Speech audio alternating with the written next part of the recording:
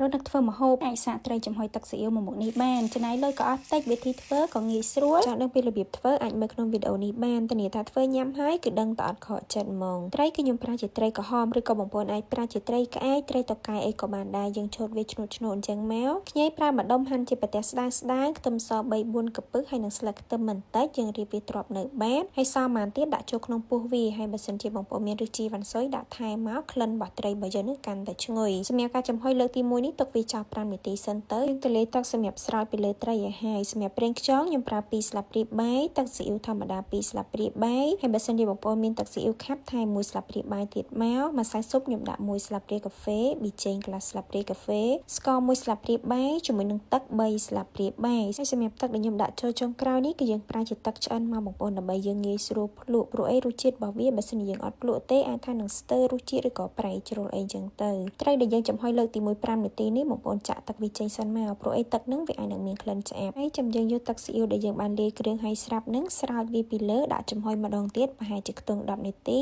យើងត្រៀមចំបន្លែសម្រាប់យើងផ្ទាប់ញ៉ាំជាមួយដែលយើងមានដូចជាខ្ញីស្លឹកខ្ទឹមម្ទេសម្លេជាមួយនឹងខ្ទឹមសហាន់ជាប្រទេសស្ដើងក៏បានឬក៏ច្រាមក៏បានដែរត្រីនេះបន្ទាប់ពីយើងចំហុយលើកទី2 10នាទីយើងលើកវាចេញរៀបបន្លែដែលយើងបានរៀបចំឲ្យស្រាប់នឹងដាក់ពីលើមកហើយយើងពងខ្ទឹមសដែលហាន់ជាប្រទេសស្ដើងនឹងក៏បានឬក៏ច្រាមដែលខ្ញុំបានប្រាប់អញ្ចឹងហើយសម្រាប់ប្រេងបើសិនជាបងប្អូនមានប្រេងល្ងដាក់ទៅកាន់តែឈ្ងុយប៉ុន្តែបើសិនជាប្រើប្រេងឆាធម្មតាទេកុំដាក់ច្រើនពេកវាអាចនឹងងាយទ្រាំអញ្ចឹងទៅហើយសម្រាប់មួយមុខនេះញ៉ាំផ្ទាប់ជាមួយបន្លែហើយនឹងខ្ទឹមដែលយើងបានពងឈ្ងុយគឺត្រូវជាតិគ្នាខ្លាំងមែនតើហើយបន្លែដែលយើងហាន់ទាំងប្រមាណមុខហ្នឹងយើងអាចផ្ទាប់ញ៉ាំក្រៅថែមទៀតក៏បានដែរហើយសម្រាប់បងប្អូនដែលចង់បានម៉ាស៊ីនកិនសាច់កិនគ្រឿងកិនខ្ទឹមខ្នាតតូចឬក៏អាចក្លុកទឹកត្រីកោះកុងទឹកតៅហ៊ូទឹកកាពិកិនផ្លែឈើអីក៏បានដែរអាចឆា